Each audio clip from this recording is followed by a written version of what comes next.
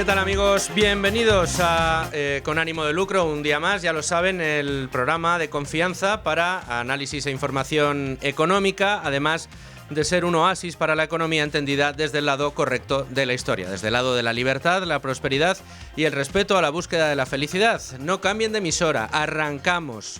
Y lo hacemos hoy con dos informaciones importantísimas. Una que acabamos de conocer, las amenazas directamente de la titular de la cartera de Hacienda, de María Jesús Montero, de que va a desvelar, o de que los periodistas conoceremos, información de alcance relativa a las declaraciones de la renta del novio de la señora Ayuso.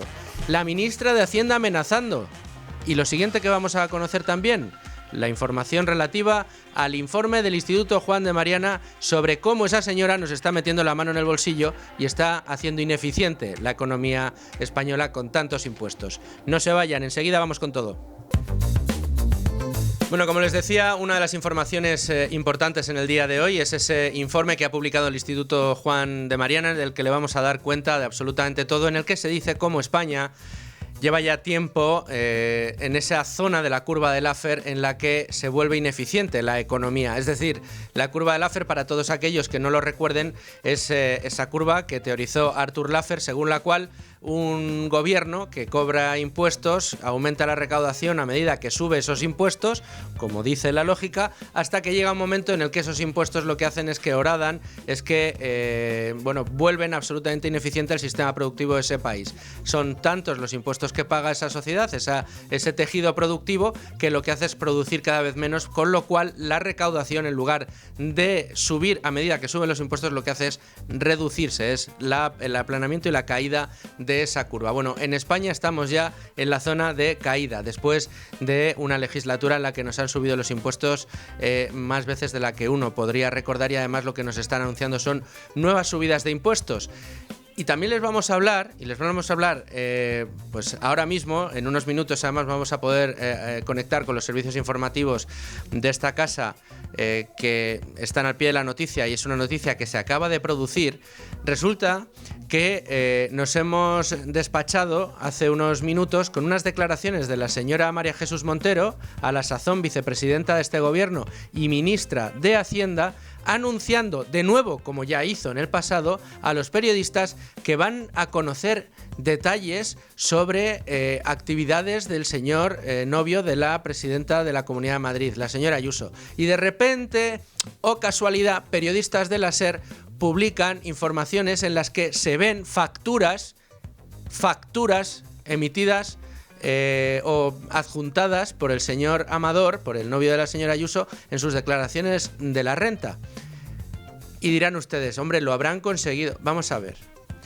Si ustedes ven un sumario judicial firmado desde un secretario judicial, pasando por un abogado, un despacho, un fiscal, hay muchas manos por las que pasan los sumarios para que finalmente esos documentos, incluso la propia policía que elabora los informes, hay muchas manos en las que de repente se puede caer un folio y que llegue a manos de un periodista. De la agencia tributaria solo hay dos. El interesado, si tiene algún asesor fiscal, y la agencia tributaria. Es decir, quien puede filtrar la información que anuncia la ministra de Hacienda a los periodistas es la propia Hacienda. Y es que además lo anuncia. Y lo ha hecho de la siguiente manera. La señora Ayuso debe dimitir, el señor Feijóo tendría que estar pidiéndole explicaciones a la señora Ayuso y no estar permanentemente echando paletadas de tierra a todas las cosas que conocemos, que surgen, y me imagino que en los próximos días tendrán ustedes acceso a más información que a todos nos escandalizará. Vamos a tener más información que a todos nos escandalizará. Y se ha quedado tan pancha. En el Congreso de los Diputados, donde se ha producido esta noticia, tenemos a nuestros compañeros, a los corresponsales políticos. Ahí están Rubén Fernández, está Mate Loreiro. No sé quién de los dos tengo en este mismo instante al otro lado de la línea. Compañeros. Rubén, ¿qué tal? ¿Cómo estás? Aquí me tienes. Buenas tardes. No sé que estáis los dos al pie de la noticia. Por los grupos que tenemos en redacción era Maite quien nos alertaba, pero quien ha estado en ese corrillo con María Jesús Montero ha sido tú, querido Rubén. Cuéntanos cómo ha sido esto. La verdad que a mí me parece un escándalo mayúsculo, y más tratándose de algo tan importante en este caso como una declaración de Hacienda. Quien únicamente las tiene es Hacienda. Y va la ministra de Hacienda y dice que lo vamos a conocer. ¿Cómo es esto? Sí, buenas tardes. Pues no es la primera vez que lo hace. Ya el pasado 12 de marzo avanzó en los pasillos del Senado una noticia sobre Alberto González Amador unas horas antes de que se publicara. En ese momento, Montero acusó a Ayuso de estar viviendo en un piso pagado con las comisiones de las mascarillas, aunque el diario.es no había publicado todavía esa información. Lo hizo unas horas más tarde, a partir de las 9 de la noche. Esto le valió 2 querellas por revelar datos reservados que, por cierto, el Supremo ha archivado esta misma semana. Ahora la vicepresidenta reincide y ha augurado en los pasillos del Congreso que en los próximos días saldrá más información sobre Ayuso y su pareja. Una afirmación que hacía tras filtrarse hoy en la cadena SER que González Amador habría intentado desgravarse gastos vacacionales. Ahora, tras el revuelo provocado, fuentes próximas a la vicepresidenta han querido matizar que se trataba de una premonición. ¿Cómo es esto, Rubén? Una premonición que ve más o menos el futuro y que se expresó mal, que solo quería decir que seguramente se sabrá más. Pero lo cierto es que ella lo que dijo es: en los próximos días tendrás más acceso a la información que a todos nos escandalizará. Así que la matización es que seguramente quería decir esto. Rubén, estábamos comentando precisamente que, a ver, cuando los periodistas tenemos acceso a información sensible de pues, posibles casos de corrupción, investigaciones de la UCO, sumarios judiciales, hay muchas manos por las que va pasando ese tipo de informes, y en algún cambio de manos, pues como decimos habitualmente, se puede caer algún papel que llegue a manos de algún periodista, pero digamos la cadena es amplia y no sabemos en qué punto de esa custodia de ese tipo de información puede llegar la información a manos de un periodista. Pero la declaración de Hacienda, la declaración por IRPF de un contribuyente, solo la tienen 2 personas, el declarante y la agencia tributaria. Y no deja de llamar la atención que la información que tengamos es una información de una declaración de Hacienda del señor Amador, de González Amador, el novio de la señora Ayuso, y que la que anuncie la información sensible sea precisamente la responsable de ese área, que es Hacienda. Es que el escándalo es, de verdad, o sea, de unas proporciones ya épicas, ¿no? Sí, además, bueno, hay que tener en cuenta que es Hacienda la que tiene acceso a estas informaciones, como bien estás recordando, y ha sido, bueno, pues intuimos Hacienda la que está filtrando a la prensa fin esta información sobre Alberto González Amador. Y si eso lo hace sobre un, no sé, contribuyente particular por la única motivación de tratar de acusar o de tratar de perseguir o de tratar de elevar sombras de sospecha sobre la presidenta de la Comunidad de Madrid, pues el resto de contribuyentes que tenemos que pensar, porque también estamos indefensos y que en cualquier momento pueden revelar información relevante sobre nuestras propias declaraciones, independientemente de que al final cada uno trata de desgravarse lo que considera que se puede desgravar, porque ¿quién nos dice a nosotros que el señor González Amador no tuvo varias reuniones de trabajo en su viaje, aunque estuviera en su periodo vacacional? En fin, son cosas que habrá que aclarar, y en cualquiera de los casos aquí estaremos para contarlas. Rubén, muchísimas gracias por vuestra contribución, muchas gracias por entrar en Con Ánimo de Lucro y enhorabuena por ese trabajo. Un saludo. Bueno, nosotros vamos a seguir con este y con otros asuntos. Tenemos que desgranar ese informe del Instituto Juan de Mariana, pero antes, como siempre, vamos a ver qué nos trae la portada de Libre Mercado. Estábamos comentando aquí, Beatriz García, ¿cómo estás, Beatriz? Muy buenas, Luis Fernando. Jefa de Libre Mercado. Antes de pasar a repasar la portada que tenemos ahora mismo en el periódico y que tienen que consultar todos nuestros oyentes y espectadores, la abracadabrante declaración de la señora Montero, sí, coincidiendo con la publicación dentro de los periodistas de la SER de facturas de una declaración tributaria. Es que yo no sé si la gente se hace... O sea, ¿en manos de quiénes estamos? Ya sabemos que estamos vigilados, ya sabemos que Hacienda es el gran hermano, ya sabemos que nos buscan absolutamente todos los datos, que Hacienda tiene todo el poder del mundo para cruzar datos con absolutamente todas las administraciones para tratar de buscar si estamos cometiendo algún tipo de infracción fiscal o no. Pero el hecho de que puedan utilizar nuestros datos para que llegue a los periodistas y que sea la ministra de Hacienda la que avance que vamos a conocer datos sensibles que a todos nos van a escandalizar, Sí. Es que, de verdad, ¿en manos de quiénes estamos? Comentábamos que dejaba chico a Montoro este tipo de actuaciones. Desde y, luego. bueno, Mira pues que esto... hasta la fecha era el peor ministro de Hacienda que habíamos tenido, pero ya le acaban de hacer bueno. O el ministro que más había usado la agencia tributaria en su favor. Y esto estamos viendo que es la toma de la agencia tributaria total, con una serie de trabajadores públicos compinchados con el gobierno, que habrá que depurar responsabilidades. ¿Quién le ha pasado esos datos a la ministra? La ministra no trabaja en la agencia tributaria. No, ¿quién le pasará los datos a la ministra o quién ha ordenado que esos datos acaben en poder de la cadena SER? Sí. En definitiva, terrible, porque sí que es verdad que Montoro extorsionaba con Hacienda, porque amenazaba a aquellos a quienes consideraba deudores con publicar una lista de morosos, pero lo que hacía era decir quién debía, quién no, pero no se publicaba ningún dato sobre la agencia tributaria, ni sobre sus declaraciones, ni sobre sus desgravaciones, ni sobre nada. Simplemente se decía este y este deben dinero y deben tanto, pero no se hacían públicas facturas de manera espuria. Además era el propio ministro el que había cambiado la ley para poder hacer eso. En definitiva, es terrible lo que estamos viviendo. Pero vámonos a la portada de Libre Mercado. Los palos al trabajo que asestará el Mar de Hacienda. Me estás disgustando. Bueno, en este caso son palos al trabajo por parte de Seguridad Social. No es que a Hacienda no le guste rascar por la vía del IRPF, pero bueno, en este caso son cotizaciones sociales. Llega 2025 cargado de ¿qué? Cargado de novedades y cargado de nuevos impuestos palos al trabajo. Hay dos.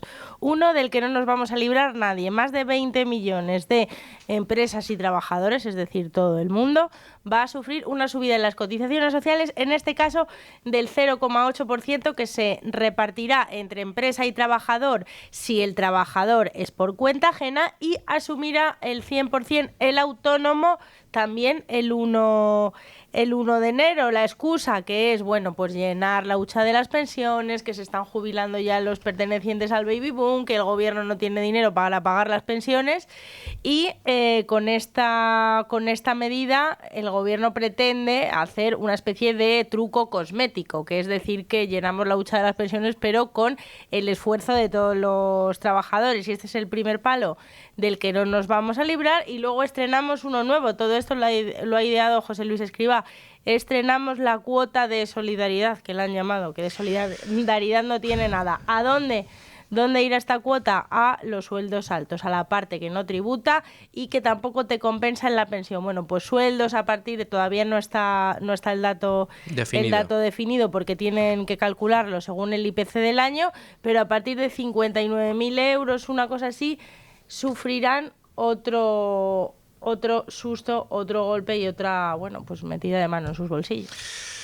Para que luego vengan y te amenacen con sacar a la luz tus facturas, tus declaraciones, como si tuvieras además algo que ocultar. ¿Quién no se ha querido desgravar alguna factura si lo ha podido hacer? Por favor, que me diga alguien quién no se desgrava lo que pueda desgravarse. Yo no conozco todavía a nadie, por muy socialista o populista que sea, que diga a la agencia tributaria, no, cóbrame todo lo que puedas y además después de que me salga la factura a pagar, yo te voy a abonar mucho más porque yo quiero contribuir más. Eso no se lo he oído absolutamente a nadie. Está todo el mundo viendo qué se puede desgravar y qué no se puede desgravar en la declaración de la renta. En fin. Y luego tenemos a una de nuestras protagonistas favoritas en Libre Mercado, que es Yolanda Díaz. Estaba ayer con Silvia Ichaurrondo, que también prestamos mucha atención a sus intervenciones periodísticas, y le preguntaba que si creía que el gobierno estaba haciendo todo lo posible para mejorar la situación de la vivienda y los alquileres y tal. Y dice Yolanda Díaz, no estamos haciendo todo lo posible porque estamos dando tranquilidad a los fondos de inversión, como si los fondos de inversión, los que nos roban nuestros barrios, los que se adueñan de nuestras ciudades, decía Santiago de Compostela, Granada, y tú dices, pero bueno, señora ministra, debería conocer cuál es el panorama del alquiler en España. Hace 2 días su ex compañero de gobierno, José Luis Escrivá, bueno, pues promocionó el primer informe de la vivienda, y hasta el Banco de España decía, señores, es que solamente el 8% de la vivienda en alquiler pertenece a los fondos de inversión. El mercado del alquiler, más del 90%, está dominado por los particulares. Son los particulares. Cuando hablamos de ayudar a las familias, hablamos de ayudar a las familias que poseen una vivienda y que están perjudicadas por un inquiocupa. No es que solo haya familias inquilinas y que al otro lado de la vivienda haya un malvado fondo de inversión, que podría haberlo. Es que al otro lado también están las familias. ¿Y qué dice el Banco de España? Bueno, pues que esto es una anomalía respecto a Europa, que en otros países de Europa sí que es verdad que hay muchas más empresas que se dedican al alquiler y en España no, y que esto genera, bueno, pues por ejemplo, que un fondo de inversión se puede defender mucho mejor de un ocupa que un particular. Muchísimas gracias, Beatriz, por este repaso a la portada. Déjanos buen sabor de boca. ¿Qué nos preparáis para mañana? Venga, pues un anticipo. Reino Unido tumba el intento de España de frenar embargos de más de 100 millones de euros por las renovables. Que España no quiere pagar y Reino Unido le ha dicho que ya no puede recurrir más, que no, que pague, señor Sánchez. ¿Que pague o el embargo? Sí. Bueno, pues veremos qué es lo que hace. Estaremos muy pendientes de esa información mañana, Beatriz. Muchísimas gracias. Hasta luego. Bueno, y vamos a meternos de hocicoz en los asuntos del día. Vamos a tratar ahora con Rubén Folguera. ¿Qué tal, Rubén? ¿Cómo estás? ¿Qué tal? Buenas tardes. Vamos a tratar de analizar los puntos principales de ese informe del Instituto Juan de Mariana. Enseguida vamos a hablar con sus dos protagonistas, pero resúmenos los puntos principales, los datos principales que desvela este informe, que descubre el análisis de los datos comparados de los últimos 27 años que ha elaborado el Instituto Juan de Mariana, y luego ya vamos a ir un poco con el análisis de la cifra de la letra pequeña. Pues el informe, basándose en datos del Ministerio de Hacienda y de Eurostat, dice que la evidencia sugiere que el tipo medio de equilibrio laferiano, de la curva de Laffer, que has explicado muy bien al principio, del IRPF concretamente, entre los años 1995 y 2022, sería del 10,77%, y que, por tanto, durante el 90% de este periodo, que comprende estos 27 años, el tipo medio del IRPF ha superado el umbral de equilibrio de la curva de Laffer, lo cual implica que, por tanto, de los 28 años o 27 que se han tomado como periodo, en 25 de ellos se superó el tipo, digamos, de equilibrio. Y en concreto, en el año 2022, ese tipo medio del IRPF fue de casi el 14%. Esto lo que significa que estamos peligrosamente por encima de ese umbral en el que el impuesto ya es ineficiente en sí mismo, y lo que va a provocar son más ineficiencias en el mercado que van a hacer que la recaudación caiga, en lugar de conseguir lo que se persigue cada vez que se suben los impuestos, que evidentemente es recaudar cada vez más. Vamos a dar algunos datos. Rubén, ya tenemos al teléfono a uno de los responsables de este estudio, Diego Sánchez de la Cruz. Amigo, compañero, ¿cómo estás? Encantado de estar en tu programa, Luis. Diego, muchas gracias por estar con nosotros. Voy a pedir que nos suban un poquito porque te oigo un poquito bajo, quizás sea porque al mismo tiempo también tenemos al teléfono a nuestro analista de cabecera del día, que por ser a la sazón director del Instituto Juan de Mariana, pues yo creía que era necesario que también lo tuviéramos. Así que vamos a iniciar un análisis, si os parece, a 4. Manuel Llamas, ¿cómo estás? ¿Qué tal? Buenos días, ¿cómo estás?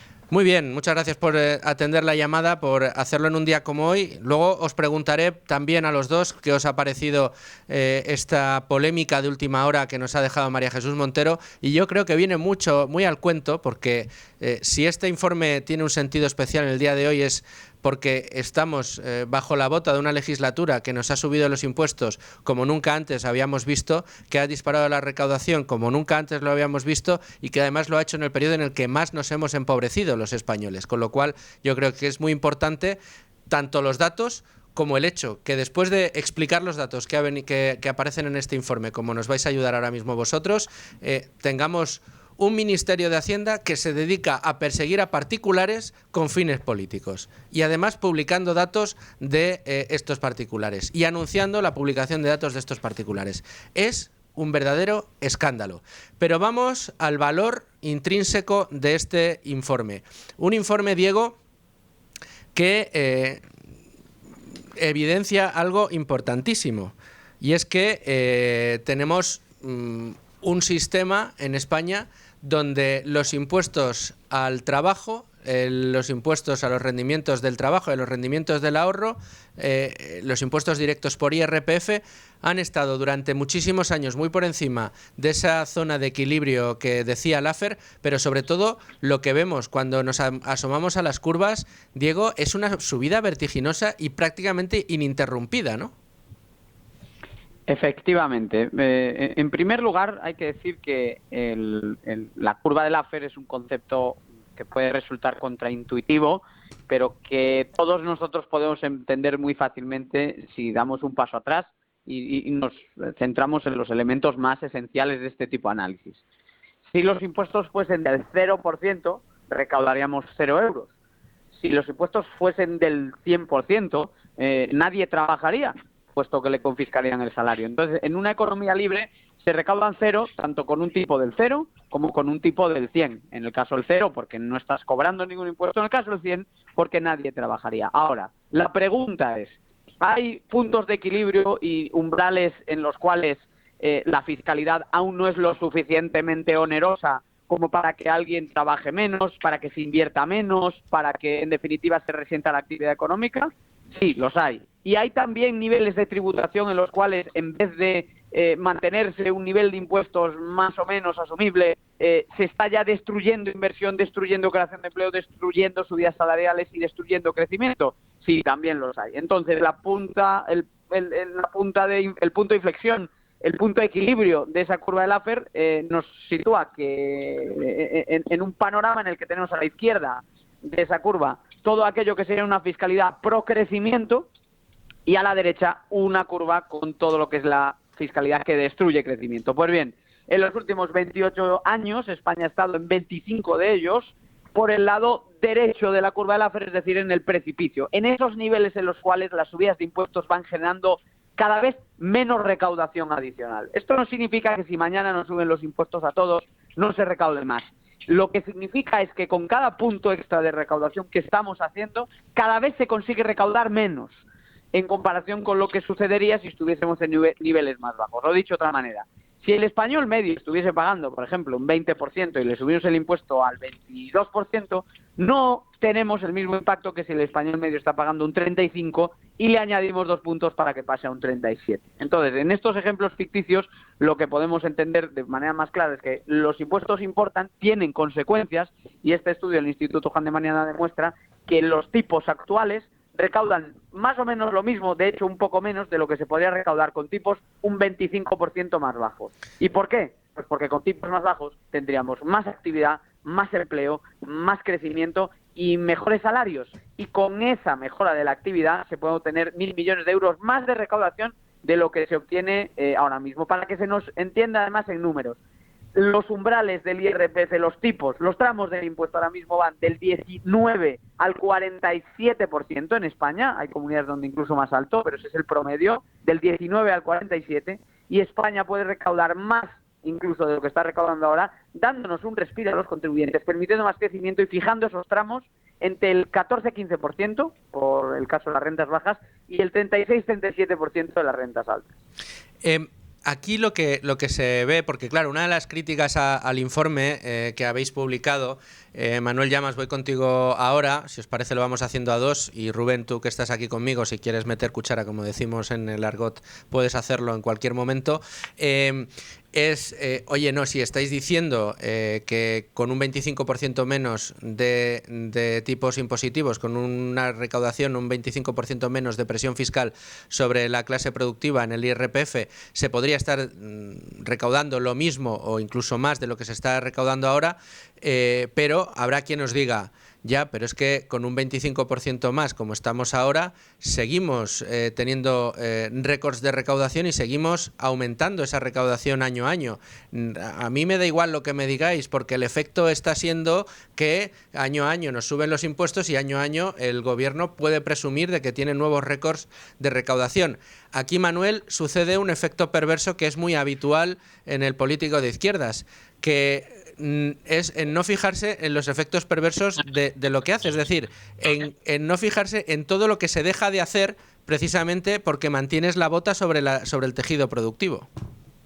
Sí, efectivamente, es lo que se conoce como el efecto invisible, lo que no se ve Y desde este punto de vista hay que recordar lo mucho que está perdiendo España como consecuencia de estos tipos impositivos abusivos, especialmente altos, lesivos y contraproducentes para el conjunto de la actividad económica. Y lo que no se ve es, por un lado, lo que se deja de ingresar por parte del Estado como consecuencia de ese menor crecimiento, de ese empobrecimiento generalizado al que nos está sometiendo este gobierno mediante este tipo de políticas intervencionistas, impuestos confiscatorios. Por un lado, el crecimiento es menor, por lo tanto, eso es lo que se deja de recaudar. Y luego, en segundo lugar, está también un efecto que no es del todo visible, pero que tenemos algunos ejemplos recientes de cuál es el resultado, que es la fuga de capitales, es decir, empresas, incluso grandes compañías, como Repsol, que como consecuencia de este tipo de impuestos abusivos y especialmente altos, deciden trasladar parte de sus proyectos, parte de sus inversiones fuera de España. Pues bien, si en esa situación está una compañía grande, una gran multinacional como Repsol, ¿cómo no estarán muchas empresas medianas, pequeñas, autónomos, que deciden literalmente echar el cierre o trasladarse a otros países con una fiscalidad mucho más baja? Y a ello se le suma también la inversión que deja de llegar como consecuencia de que en España hay inseguridad jurídica, impuestos altos. Por lo tanto, ante la afirmación por parte de la izquierda o los defensores de los impuestos altos diciendo, bueno, es que Hacienda está registrando récord de recaudación. Sí, está registrando récord de recaudación en el IRPF, pero como bien señala este informe y comentaba anteriormente Diego, es posible recaudar lo mismo que se está recaudando ahora mismo en IRPF e incluso un poco más con tipos en el IRPF de hasta un 25% inferiores a los actuales. Por lo tanto, ahí hay un grave problema de eficiencia fiscal. Reduciendo los tipos marginales, reduciendo la tributación sobre la renta y sobre el ahorro, se puede recaudar lo mismo e incluso más. Y esto no solo se puede confirmar en la teoría, es que tenemos ejemplos prácticos aquí mismo en España sobre esta misma política fiscal, apostando por impuestos más bajos, por rebajas fiscales, se puede recaudar incluso más dinero. Ejemplo concreto, la Comunidad de Madrid, a nivel autonómico, es la comunidad que tiene los tipos fiscales, incluyendo el IRPF, más bajo de toda España y es la que más recauda. Rubén, querías hacerle una pregunta a Diego.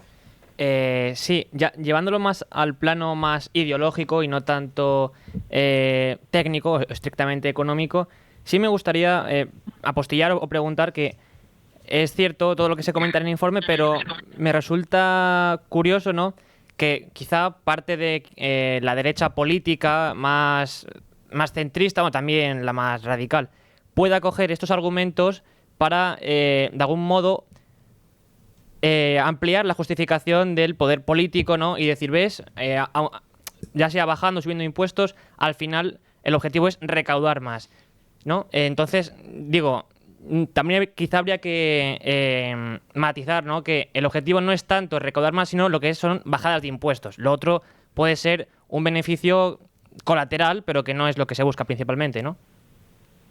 Bueno, nosotros en nuestros trabajos siempre hemos planteado que no solo entendemos que hay que seguir, que no hay que seguir aumentando la recaudación, sino que partimos de que los niveles de gasto están estructuralmente inflados en más de 60.000 millones de euros en el caso de España.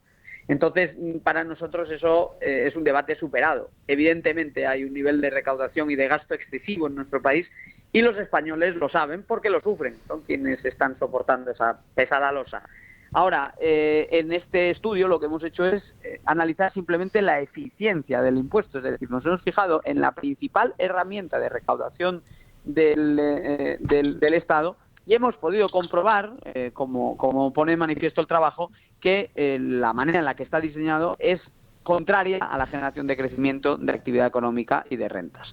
Al final, el único punto en el cual una subida de impuestos recauda cero es cuando tú pasas del 99 al 100% de tributación, para que nos entendamos. Todo lo demás se mueve dentro de una curva que, como digo, va de recaudar cero con impuestos del 0% y recaudar cero con impuestos del 100%. Se trata de ir encontrando cuáles son los niveles de equilibrio.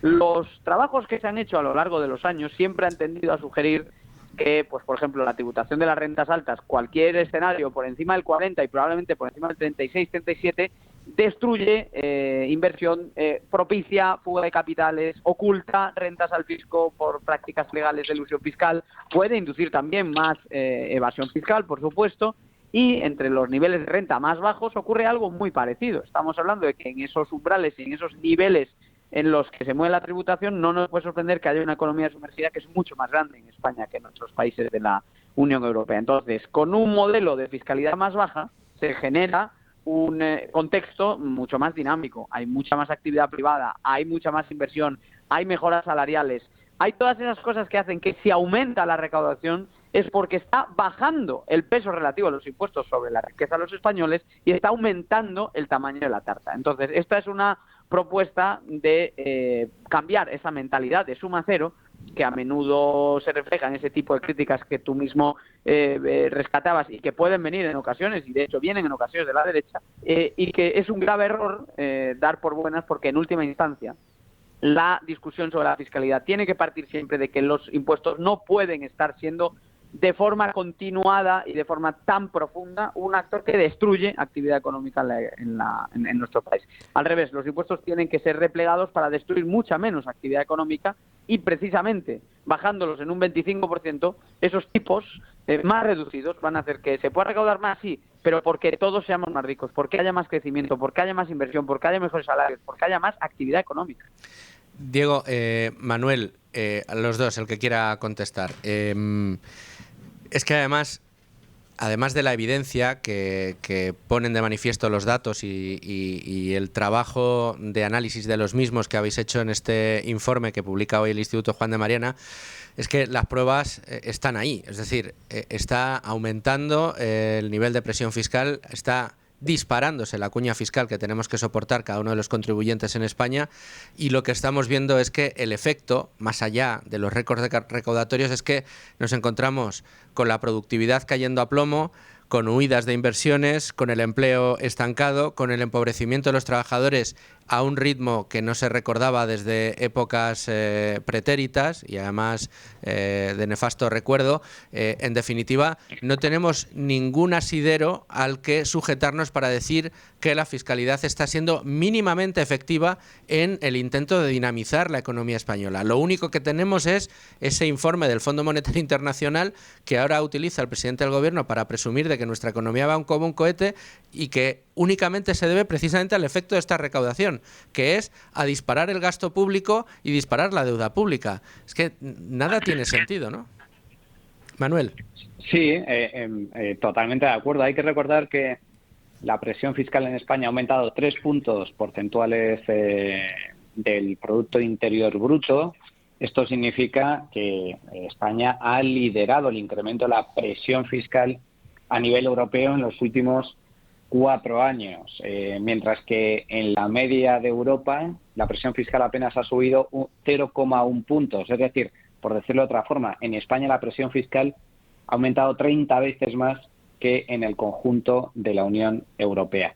Eso por un lado, pero la presión fiscal, como sabes, es un indicador que lo que mide es la recaudación, lo que recauda el Estado en comparación con el Producto Interior Bruto. Y aquí hay que tener en cuenta que España tiene el doble la tasa de paro que el conjunto de la Unión Europea, que tenemos una economía sumergida también más elevada que el resto de países ricos y que nuestra per cápita es inferior y cada vez más baja con respecto al promedio comunitario. Entonces, ¿esto qué significa? Significa que a pesar de que ha aumentado la presión fiscal, lo más relevante, lo más importante es el esfuerzo fiscal que realizan los españoles para pagar impuestos. Es decir, de los que pagan, ¿cuánto pagan? Y aquí se demuestra una vez más que el esfuerzo fiscal que desempeñan los españoles, es decir, lo que pagamos en impuestos en comparación con nuestra renta per cápita, es superior a la media comunitaria. Para que nos hagamos una idea, también un anterior informe del Instituto Juan de Mariana poníamos énfasis precisamente en cuánto pagamos en materia de impuestos y el resultado era absolutamente terrible, en el sentido de que casi el 44% de nuestros ingresos reales, de nuestro sueldo real, se lo lleva Hacienda única y exclusivamente en el cobro de los principales impuestos, como es el caso del IRPF, cotizaciones sociales, IVA y poco más. Si a ellos le sumamos otro tipo de impuestos especiales, nos vamos ya al 50%. Prácticamente trabajamos la mitad del año para Hacienda. ¿Y cuál es el resultado? Pues a la vista está, todo el mundo lo puede comprobar. Los servicios públicos funcionan cada vez peor y los españoles, muchos, cada vez más, llegan con dificultades a fin de mes. Nos estamos empobreciendo en comparación con el resto de países ricos. Y así lo demuestra incluso la propia Oficina Estadística de Eurostat, que pone en evidencia que la renta media en España, pues ya no estamos acercándonos a la media comunitaria. Estábamos por encima del 90%, estábamos convergiendo con respecto a la riqueza media del resto de europeos y ahora, sin embargo, estamos cayendo. Estamos ya en el 87% de esa renta media comunitaria y bajando. Por lo tanto, los resultados están ahí, a la vista de todos. Cada vez pagamos más impuestos, tenemos unos servicios públicos cada vez peores, que funcionan cada vez peor y encima nos estamos empobreciendo. Manuel Llamas, sé que te tienes que marchar. Muchas gracias por haber atendido la llamada con ánimo de lucro. Seguimos contando contigo como analista de cabecera, pero nos quedamos con Diego. Muchas gracias, Manuel. Un abrazo, hasta luego. Diego, seguimos contigo. Yo no quería dejar de preguntarte o dejar de comentar contigo en el día de hoy. Me hubiera gustado también hacerlo con Manuel, pero sé que tenía que atender compromisos ahora mismo ineludibles. Pero quería aprovechar estos últimos minutos para pedirte una valoración, no sé si incluso a título personal, de eso que hemos vivido hace minutos en el Congreso de los Diputados, en la que María Jesús Montero, ministra de Hacienda, anuncia. Luego han dicho sus compañeros de gobierno y de partido que no ha sido un anuncio, que ha sido una premonición, que de repente los periodistas íbamos a tener información sensible sobre González Amador, el novio de la presidenta de la Comunidad de Madrid, que a todos nos iban a escandalizar. Y acto seguido conocíamos detalles como facturas de las declaraciones de la renta del señor González Amador. Datos que a mí me gustaría recordar que solo pueden salir de un sitio. Y ese sitio no ha sido precisamente de los archivos del señor González Amador. Claro, yo creo que se cruzó un límite que jamás se debía haber cruzado en la campaña de las elecciones municipales del año 2015, cuando se filtró la declaración de la renta de Esperanza Aguirre con ánimo de descarrilar lo que se daba por descontado era una victoria segura en las elecciones municipales al Ayuntamiento de Madrid. Efectivamente, Esperanza Aguirre sí ganó aquellas elecciones, pero se quedó a algunos miles de votos de poder sumar una mayoría absoluta después de haberse visto envuelta en esa polémica que nacía de una filtración, insisto, que jamás se tenía que haber producido. Y no hubo mayores consecuencias. Se dio por bueno entonces que, por cierto, con el Partido Popular en el gobierno en aquel momento, se pudiesen producir filtraciones claramente interesadas, para sacar algún tipo de rédito político de escándalos o no escándalos, depende cómo lo queramos tomar. En aquel caso no había ningún tipo de irregularidad y en este caso estamos hablando de una persona que sí, es la pareja de Isabel Díaz Ayuso, pero a la cual se le imputa una serie de circunstancias en clave tributaria que obedecen a su esfera estrictamente privada. Y esa es la catadura moral de nuestra vicepresidenta María Jesús Montero, alguien capaz de dedicarse a avanzar la filtración de datos que solamente pueden salir efectivamente de ese ministerio y de esa agencia tributaria de la que ella es máxima responsable, y a esparcir toda esta información con ánimo de seguir generando algún tipo de sombra de duda en torno a la presidenta Ayuso, que en última instancia es a quien se pretende hacer daño con esto. Pero claro, yo creo que hay una evidente asimetría entre lo que está intentando hacer el gobierno con Ayuso y su pareja y lo que están haciendo los tribunales investigando al entorno del presidente Sánchez. Y es que en un caso estamos hablando de filtraciones, informaciones con las que se pretende hacer daño, aspectos en los que se rebasa por completo la institucionalidad, como ese proceso que se ha abierto ya contra el fiscal general del Estado. Bien, eso por un lado, y por otro lado, en cambio, lo que tenemos son investigaciones que avanzan sobre José Luis Ábalos, sobre la trama Coldo, y obviamente sobre tanto la esposa como el hermano del presidente Sánchez. no es lo mismo. Por lo tanto, este tipo de filtraciones que generan ruido emponzoñan más aún la política y siguen bajando más aún el nivel, como no, por otro lado, no podemos esperar otra cosa de alguien como María Jesús Montero, pero esto espanta talento de la política, espanta a la ciudadanía de confiar en las instituciones de los representantes públicos y es sintomático del tipo de trato que Hacienda le brinda al contribuyente hoy en día, donde todos son obligaciones y al parecer no hay ningún tipo de derecho.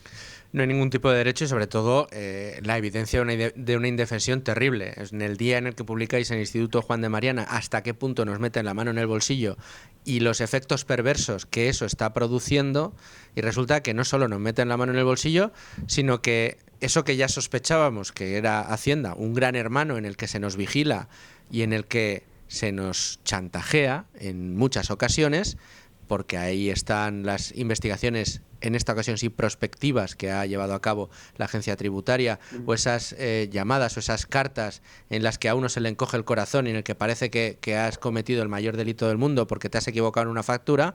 Bueno, pues no solo estamos sometidos a ese terror fiscal, sino que nos está recordando en el día de hoy, en directo y en el Congreso de los Diputados, la ministra de Hacienda, que pueden hacer con nuestros datos lo que quieran. Que pueden buscarlos y los pueden publicar. Los mismos gobiernos que nos obligan a rellenar 100.000 formularios de protección de datos. Pero luego la protección de datos se la pasan por el arco del por el forro, con perdón de la expresión, Luis Fernando, porque una y otra vez estamos viendo que se recurre y se abusa en una posición de poder para hacer daño a rivales políticos, también a ciudadanos o incluso a empresas privadas, ¿no? Hemos conocido ejemplos de inspecciones que se le hablen a esas mismas compañías a las que, por ejemplo, la ministra de Trabajo quiere poner una y otra vez en el disparadero porque no son de su agrado. Entonces, estamos hablando de usar toda la maquinaria del Estado para oprimir básicamente cualquier cosa que no le gusta al gobierno. Son rivales políticos, empresas a las que desean apretar las tuercas por algún tipo de motivación o capricho ideológico, etcétera. Entonces, todo esto es muy grave. Y además luego con esto empatizan millones de españoles porque hay ahora mismo más de 500.000 de casos pendientes de resolución en los tribunales económico-administrativos, tanto centrales como autonómicos, y eso revela que hay, insisto, cientos de miles de procedimientos con Hacienda que no están claros, que requieren de litigiosidad y que en última instancia plantean esa obligación del contribuyente de no solo ganarse la vida, salir adelante, sino de luego tener que estarse defendiendo ante prácticas marcadamente abusivas. Sería necesario un estatuto del contribuyente, reforzar la privacidad al máximo, identificar claramente cualquier acceso a un expediente tributario, que todo esto existe, ojo sí, pero que esto esté total y absolutamente reprochado penalmente y socialmente. Al menos, diciéndolo alto y claro en este programa, estamos poniendo un granito de arena, y yo también te digo que en mi opinión toda esta polémica en torno a la pareja de Ayuso hay mucha gente que la está recibiendo con mucha altura de miras, reconociendo que en última instancia lo que haya sucedido con sus cuestiones fiscales pertenece a la esfera privada, no afecta a la presidenta, y además incluso aunque le afecte a este ciudadano particular, no hay derecho a que se vea expuesto a toda esta inseguridad, por la cual ha acabado llevando con éxito a los tribunales al mismísimo fiscal general del Estado. Diego Sánchez de la Cruz, muchísimas gracias por estar con nosotros en el día de hoy. Enhorabuena por ese trabajo en el Juan de Mariana y seguimos muy pendientes de esos trabajos y de todas las informaciones que nos traes cada día en Libre Mercado. Gracias. Buenos días.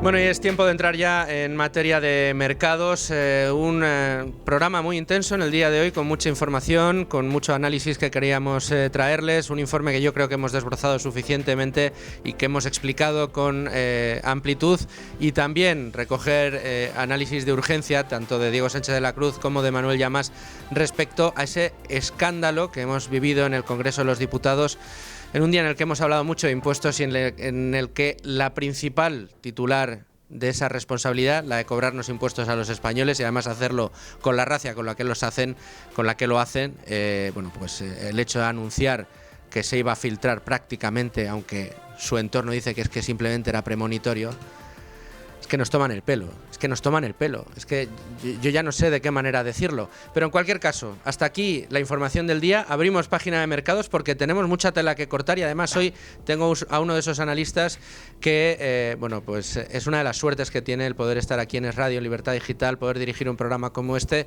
y poder saludar un día como hoy a Emérito Quintana. ¿Cómo estás? Asesor del fondo Numantia. Muchas gracias por estar con nosotros en Con Ánimo de Lucro, Emérito. ¿Qué tal? Muy buenos días. Buenos días. Mira, aparte de toda esta indignación que estoy convencido que compartes, tenemos información también en mercados y tela que cortar, porque una de las posiciones de tu cartera es una posición muy polémica porque es Tesla. Ya hemos hablado en otros momentos sobre la misma, pero es que hoy presenta resultados y yo no puedo dejar de preguntarte, Emérito, ¿qué esperas? En fin, ¿cómo esperas que salgan esta presentación de resultados y qué crees que le va a pasar a la acción de Tesla? Sí, bueno, los resultados trimestrales de Tesla, hay trimestres que lo escucho en directo, la mayoría, pero otros lo escucho al día siguiente y no pasa nada, porque Tesla es una de las empresas en las que menos importantes son los resultados trimestrales, aunque cause mucha expectación, porque estos resultados ya se decidieron con las decisiones estratégicas de hace 3 años. Tenemos los resultados de ahora, pero va a ser muy diferente el futuro de Tesla con respecto al pasado, así que hay que verlos con perspectiva. De hecho, hace poco tuvo el evento del We Robot, donde digamos que Elon Musk intentó darnos una pizca de lo que él cree que debería ser el futuro, y en la fábrica de Texas, en donde están instalando el último superordenador para entrenar la inteligencia artificial del coche autónomo y de los robots, han puesto junto a la carretera un tenedor enorme pintado en el suelo, como de 5 metros de alto, que es una referencia pues a una frase hecha en Estados Unidos que es a fork in the road, que es pues como un cambio de dirección, ¿no? Sí. Entonces ahí que nos están diciendo que Tesla no va a ser el Volkswagen de los coches eléctricos, que va a hacer más fábricas, más modelos de coches y simplemente va a bajar los márgenes, a expandirse y a competir con los coches chinos, sino que va a ser algo completamente distinto. Va a ser una empresa de inteligencia artificial, de conducción autónoma, de robots humanoides y de energía. Entonces, toda esta gente que espera modelos nuevos y que espera que simplemente sea una empresa de automóviles, pues claro, en las últimas calls se desespera. Están ahí los analistas del sector del automóvil y Elon Musk se pone a hablar sobre la conducción autónoma y sobre los robots y se desesperan. Pues lo esperable es que siga en su línea. Es decir, que para todos aquellos, pues no sé, Tesla lovers en este caso, bueno, no sé, o aquellos que hayan confiado en la acción y que estén nerviosos en este momento comiéndose las uñas respecto a lo que pueda pasar en el día de hoy con la acción de Tesla después de conocer los resultados que vayan a presentar, casi le dirías, primero, estudiate bien la compañía y segundo, tranquilidad, no pasa nada. Esto, sí, la evolución de Tesla no depende de estos resultados. Bueno, y hacerle caso al propio Musk, y es que el que no crea que vayan a solucionar la conducción autónoma no debería ser accionista de Tesla. Si fuese una simple empresa de coches que se vaya a convertir en el Volkswagen de los eléctricos, pues debería acabar valiendo 10 veces menos. Correcto. Mira, esa reflexión me parece muy buena y además creo que no, o sea, salvo a ti no se la he oído a nadie. Si no crees que el futuro es la conducción autónoma, no deberías ser titular de una acción de Tesla. Es una conclusión muy buena. Pero no te creas que aquí ha terminado los melones, Emérito. He abierto contigo el melón de Tesla, me lo has cerrado muy bien, pero tenemos otro melón entre manos. Y es un melón que cada día preocupa más. Porque, como bien sabes, en Tu Dinero Nunca Duerme, una de las cosas que hemos defendido desde hace mucho tiempo es para inversores particulares poco sofisticados, que una gestión pasiva bien diversificada puede ser una alternativa muy buena para exponerse a la rentabilidad y al crecimiento mundial. Ahí están índices como el MSCI World, pero resulta que la exposición del MSCI o aquellos que tengan, por ejemplo, un ETF al S&P 500, que ha sido una fabulosa inversión durante los últimos 15 años, pues pueden encontrarse con que los próximos años pues no sean unas rentabilidades extraordinarias, sino que se parezcan más a las de un bono a 10 años alemán. Quiero decir con esto que parece que cada vez tenemos más parte del análisis que nos dice que Estados Unidos no va a ser el vector de crecimiento que ha sido hasta la fecha y que podemos ver cómo se da la vuelta dentro de poco, porque llevamos muchos años de un fuerte crecimiento de la economía norteamericana. Y tenemos este debate abierto a pocos días de las elecciones en Estados Unidos. No sé si tienes opinión sobre este debate o qué lectura haces tú, Emérito. Pues que sí, que lo que pasa en Estados Unidos, nos guste o no, nos afecta a todos. Y allí es donde está la riqueza, donde está la innovación, donde está el talento. Desde luego no en Europa ni en otros lugares. Entonces lo que pase allí es muy importante para todo el comercio mundial. Y en estas elecciones, pues también, si tus tesis no dependen de las elecciones, sería lo ideal, pero lo cierto es que de una forma u otra van a afectar.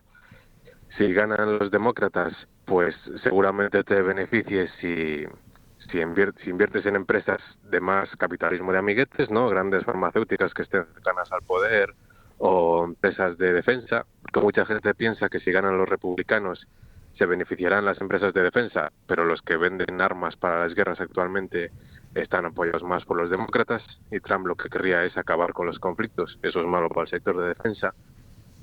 Es muy importante sus políticas económicas en cuanto a impuestos, porque Kamala Harris quiere subir el impuesto de sociedades y eso tiene un impacto negativo durante muchos años.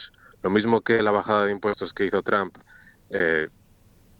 fue un viento de cola para muchos años, para muchas empresas de prosperidad, pues si suben el impuesto sobre sociedades, si suben el impuesto a las plusvalías, incluso si ponen un impuesto a las plusvalías no realizadas, pues eso causaría un empobrecimiento generalizado a nivel de Estados Unidos y a nivel mundial.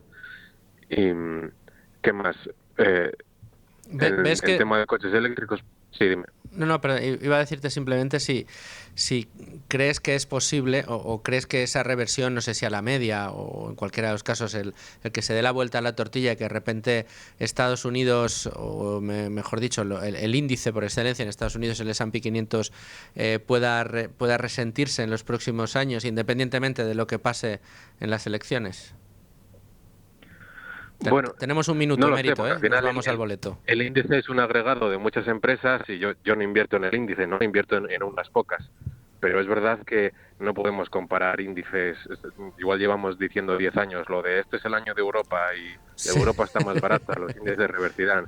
En Estados Unidos están empresas mejores, con más crecimiento, con un futuro mejor y que se están aprovechando de poder crecer sin capital.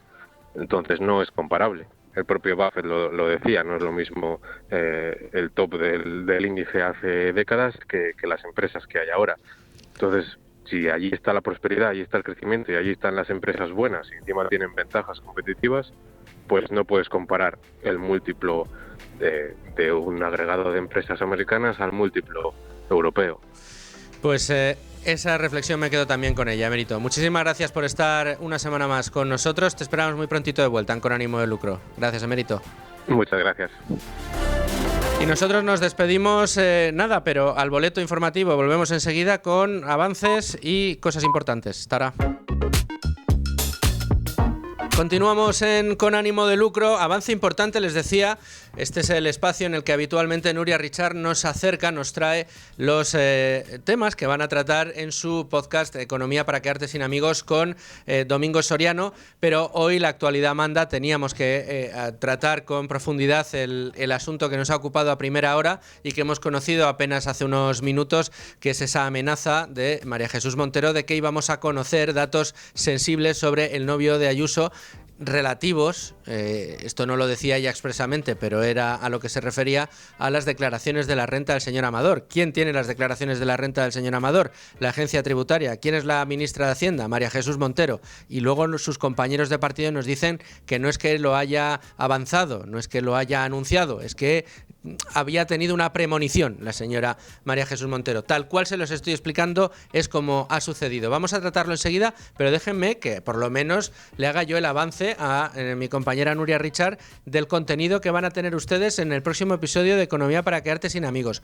Por favor, no se lo pierdan, no se lo pierdan. Van a hablar de inteligencia artificial. Hablábamos hace un minuto con Emérito Quintana precisamente sobre cómo es el futuro a partir de los avances que está teniendo la inteligencia artificial y cómo a partir de ahí vamos a tener un crecimiento enorme de herramientas y de cómo va a cambiar nuestra vida la inteligencia artificial de una manera similar a como sucedió en la revolución industrial o más recientemente con la aparición de Internet. Pero esta revolución, la de la inteligencia artificial, amenaza con ser todavía más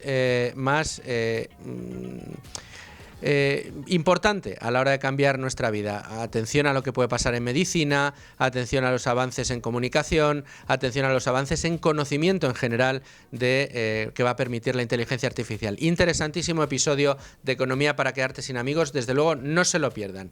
Pero de nuevo vamos a analizar lo que ha sucedido esta mañana y para el que se lo haya perdido y el que acabe de conectar con nosotros se lo voy a recordar. Estas eran las declaraciones de María Jesús Montero en el Congreso. La señora Ayuso debe dimitir.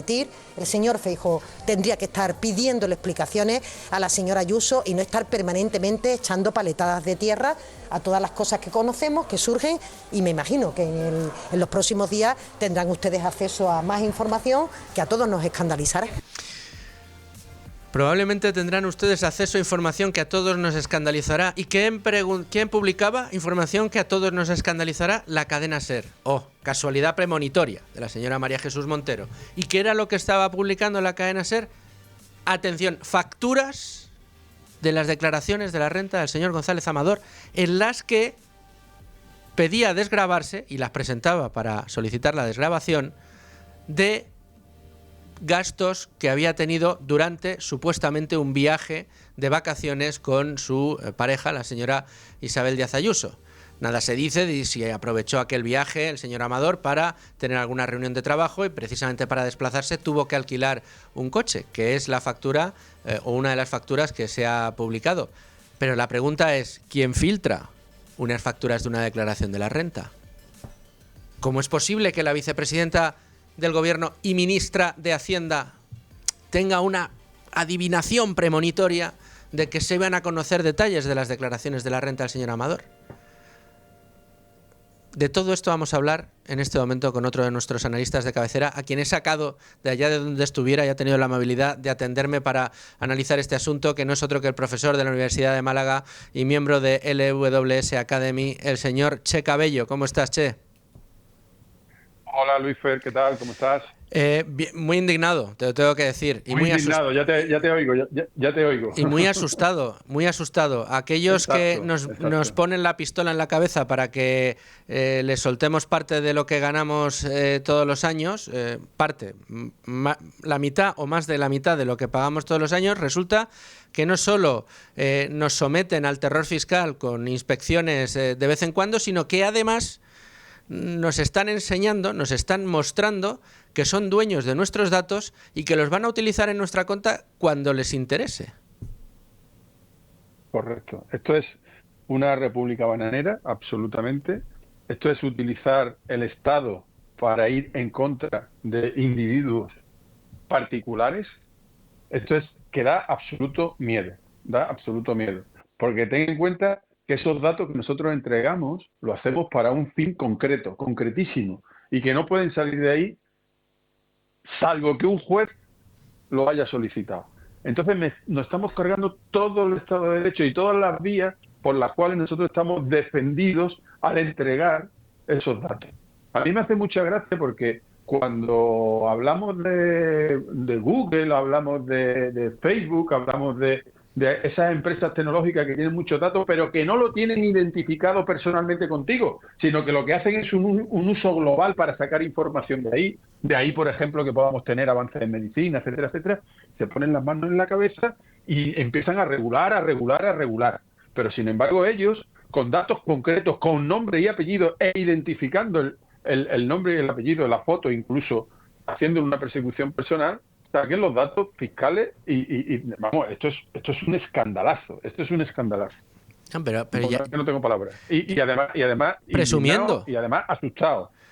Y además presumiendo, o sea, claro, anunciándolo, que ya lo hizo, acuérdate, cuando se iba a desvelar aquello del ático que se había comprado presuntamente con dinero, el ático que compartía con la señora Ayuso, que fue una información que la propia María Jesús Montero adelantó por la mañana antes de que se publicara por el diario.es, si no recuerdo mal. Y ahora lo vuelve a hacer. Claro, pero es que es que eso, Luis Pérez, es el resultado de la impunidad con la que se mueven. Ellos, ¿por qué están orgullosos? ¿Por qué se jactan de hacer eso? Pues porque saben que son impunes, que pueden hacer lo que les dé la gana y que no van a tener que pagar por ello. Es algo inaudito lo que está pasando. Es que estamos sobrepasando, como ya llevamos diciendo durante mucho tiempo, una medida es peor que la anterior, y vamos cada vez a más, empeorando y tapando un escándalo con otro escándalo, pero eso al final se queda. ¿Y cómo se queda? Pues se queda con esa impunidad que están tomando esta gente a la hora de hacer algo que es antidemocrático. Vamos, es cargarse, ya te digo, el Estado de Derecho, lo mires por donde lo mires, ¿no? Y no sé qué va a pasar, es que ya no sé dónde, porque además esto no solamente le afecta a él, esto le afecta a él, a todos nosotros y a cualquiera que pueda tener cualquier relación con Hacienda, porque todos estamos fichados y entonces nos van a mantener callados. Fíjate que es terror fiscal. Es terror fiscal. Fíjate la diferencia, porque esa es otra, lo has comentado tú de soslayo, pero es muy importante. Nosotros estamos fiscalizados por ellos tienen un sistema de incentivos perverso, absolutamente perverso. La agencia tributaria tiene unos incentivos por los cuales a ti te abre expediente y aunque no tenga éxito ellos van a cobrar, con lo cual imagínate, y tú ya estás metido en el expediente, tú ya estás metido en la vorágine, ya estás metido en el infierno fiscal. Fíjate la diferencia, como por ejemplo Milei, que acaba de cargarse la agencia tributaria y decir, esto de las comisiones con respecto a lo que se recaude se ha terminado, porque eso es ponerte en manos de unas personas que tienen un poder tremendo, claro, sí. Y decir, no, mira, vosotros vais a llevar el 1% de lo recaudado. Imagínate que es lo que hacen los inspectores si se van a cobrar el 1%. Bueno, cobraban 10 veces más que un ministro. Hombre, claro. Pues, claro, es increíble. No, y es el nivel de chantaje. Contaba antes Diego Sánchez de la Cruz que en 2015 se sentó antecedente cuando pues se publicó la declaración de la renta de la señora Aguirre. Ahí ya fue la primera, y además con un gobierno del Partido Popular. Pero es que tenemos también el antecedente de María Jesús Montero, que estábamos comentando de cuando anunció el conocimiento de datos sobre el piso en el que se supone que estaban conviviendo la señora Ayuso con González Amador, o sea, datos por los que se ha procesado y se está investigando precisamente por haberlos filtrado al fiscal general del Estado, pero es que el nivel de indefensión, el nivel de chantaje al que estamos sometidos ya tiene, ya son todas, o sea, cruza cualquier barrera, y además es algo especialmente gravoso porque nadie puede escapar a la mano de Hacienda. Es decir, tú no puedes decidir pagar impuestos, tú tienes que pagarlos sí o sí, y si no vas a la cárcel. Y ahí tenemos miles de ejemplos. Debería ser algo con lo que el Estado fuera especialmente cuidadoso a la hora de digamos, garantizar la presunción de inocencia de los contribuyentes. Y lo que tenemos encima de la mesa es todo lo contrario. Tanto es así que lo que tenemos es a la señora Montero hablando abiertamente de que puede amenazar a cualquiera. Y ya si nos metemos es terrorífico. No tenemos tiempo para más. Lo siento, me ha ido a mí la hora. Seguimos. Tenemos ahora que seguir con el programa. Che Cabello, te agradezco muchísimo que nos hayas atendido. Un abrazo muy fuerte. Venga, un abrazo, Luis Pérez. Hasta ahora. Y aquí seguimos con ánimo de lucro y con Antón Díaz Tubet, el Country Manager de Trade Republic en España, que nos trae como cada semana los anticonsejos. Y después de un consejo relativo al día a día de nuestra economía y con problemas cotidianos que sufrimos en España, como fue el del alquiler la semana pasada, hoy toca hablar de inversión de nuevo, y además con un anticonsejo, ojo, muy importante. Es quizá la pregunta que más veces nos han cursado a Tu dinero nunca duerme. ¿Cómo invierto? ¿Lo invierto todo de golpe o lo hago paso a paso?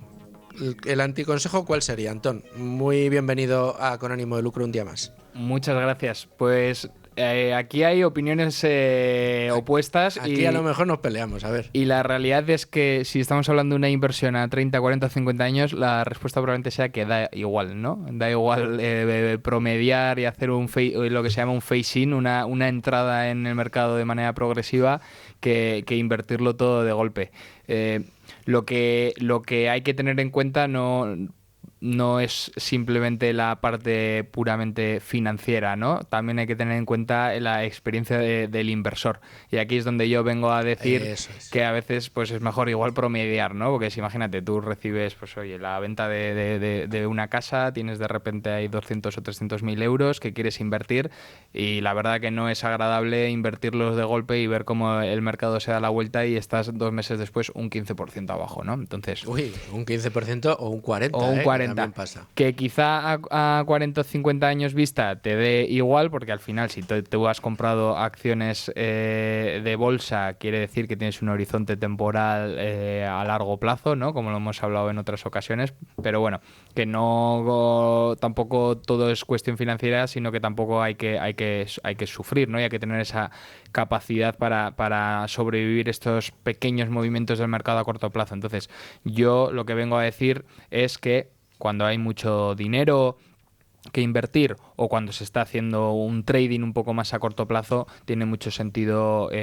promediar, ¿no? Es decir, oye, ir entrando poco a poco. Tú te haces un plan de inversión que se llama en términos anglosajones el phase-in, la entrada progresiva, y tú dices, oye, de mis 100.000 euros voy a invertir 10.000 euros todos los meses, ¿no? Y con eso hago una ponderación, un promedio de mi precio de adquisición, ¿no? Y eso pues también a los inversores le da como mucha paz mental, ¿no? Porque si efectivamente se te da la vuelta al mercado, pues empiezas a comprar un poco más barato y haces el promedio, ¿no? O como decimos en el sector, promierdar, ¿no?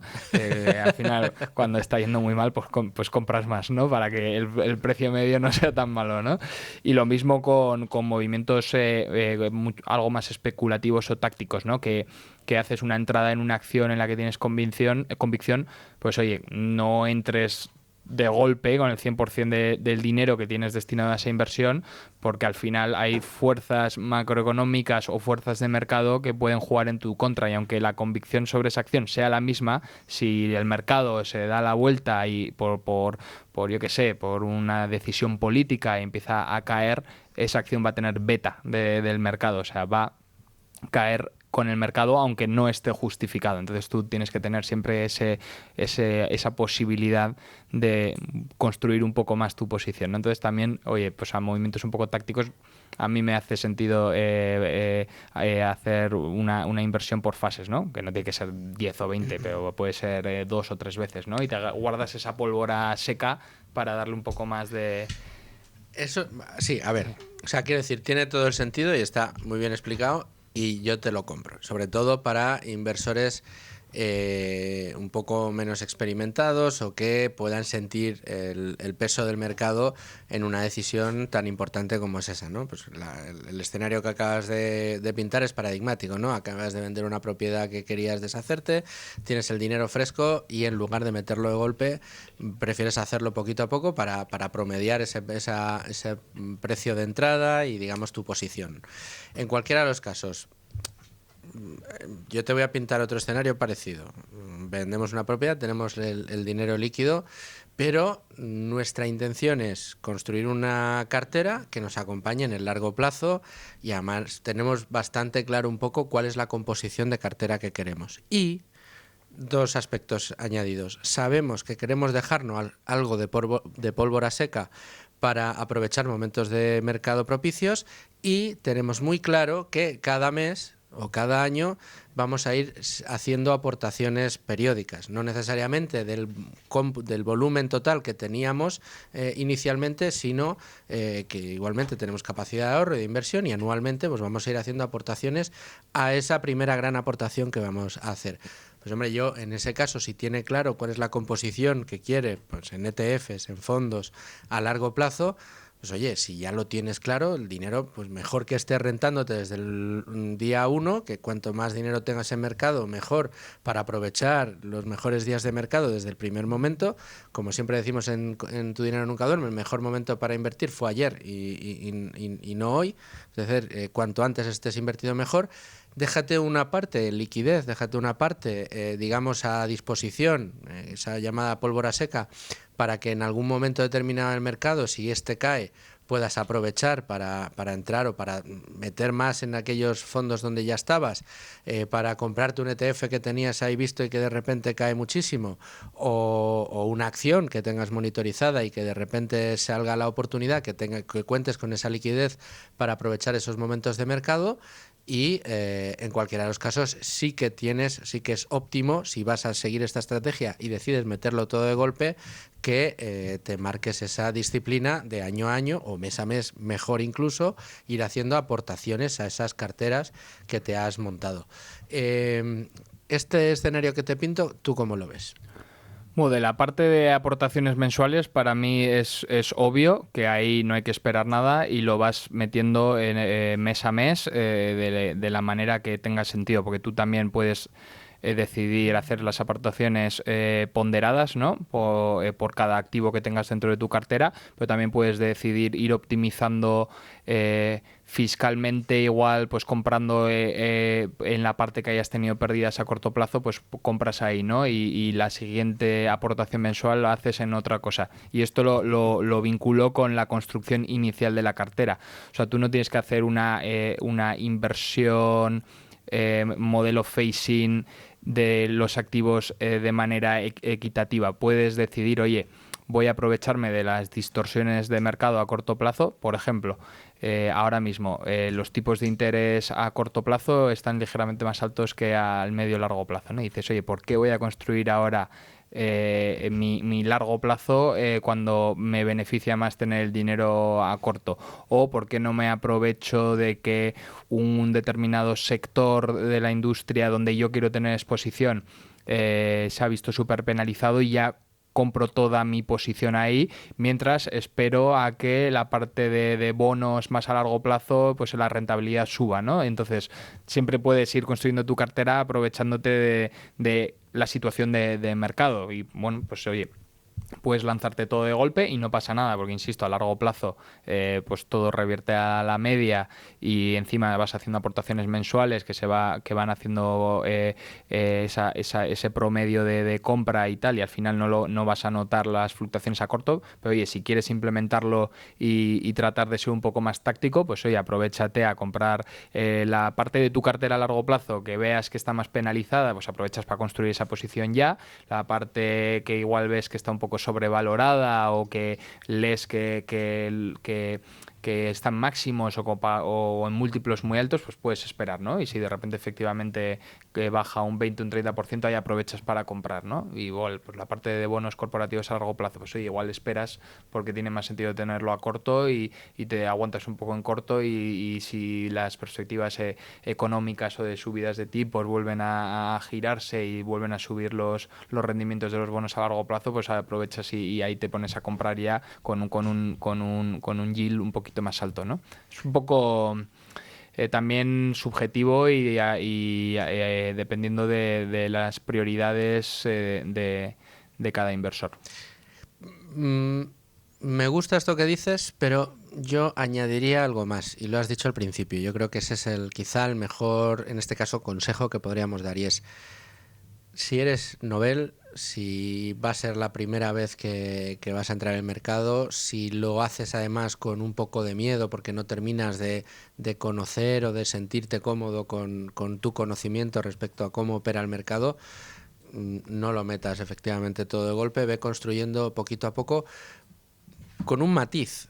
En el momento en que tú, aunque tengas a tu disposición 100, 200.000 euros, si arrancas, por ejemplo, teniendo esa cantidad con 10.000 o con 5.000, el interés que vas a tomar por cómo funciona el mercado va a ser cada vez mayor y tu conocimiento acerca del mercado va a ser poquito a poco cada vez mayor. Si encima te acercas, no sé, a los contenidos en los que tú participas muchísimo, Antón, a programas como Tu Dinero Nunca Duerme, a todos los programas que tiene Value School, a los cursos de formación que tenemos por ejemplo, en Tu Dinero Nunca Duerme, los contenidos de la cuadrilla Tu Dinero, etcétera, etcétera, y empiezas a tener mayor conocimiento, probablemente aumentes el ritmo de entrada en distintos productos para que cada vez, o sea, para que tu dinero no duerma el sueño de los justos el más tiempo del preciso, ¿no? Entonces dirás, pero es una muy buena manera de incentivar el interés por el mercado y el interés por construir posiciones que te permitan tener un patrimonio creciente con el tiempo y además, bueno, pues ponerlos a tu favor, ¿no? Que el dinero empiece a trabajar por ti.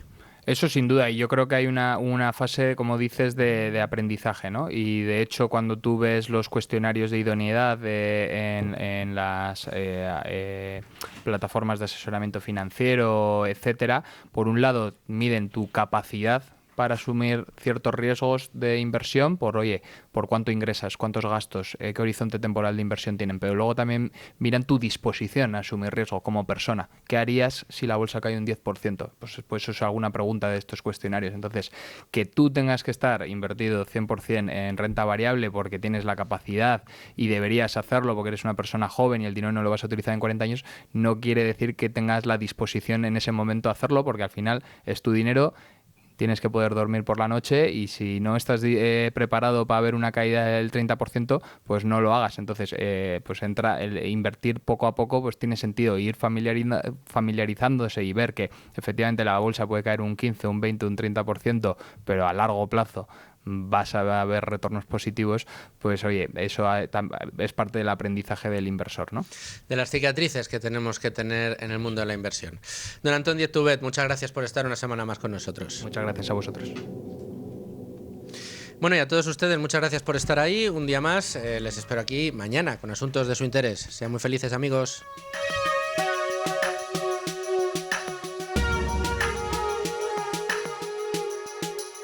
En Es Radio Libre Mercado, con ánimo de lucro.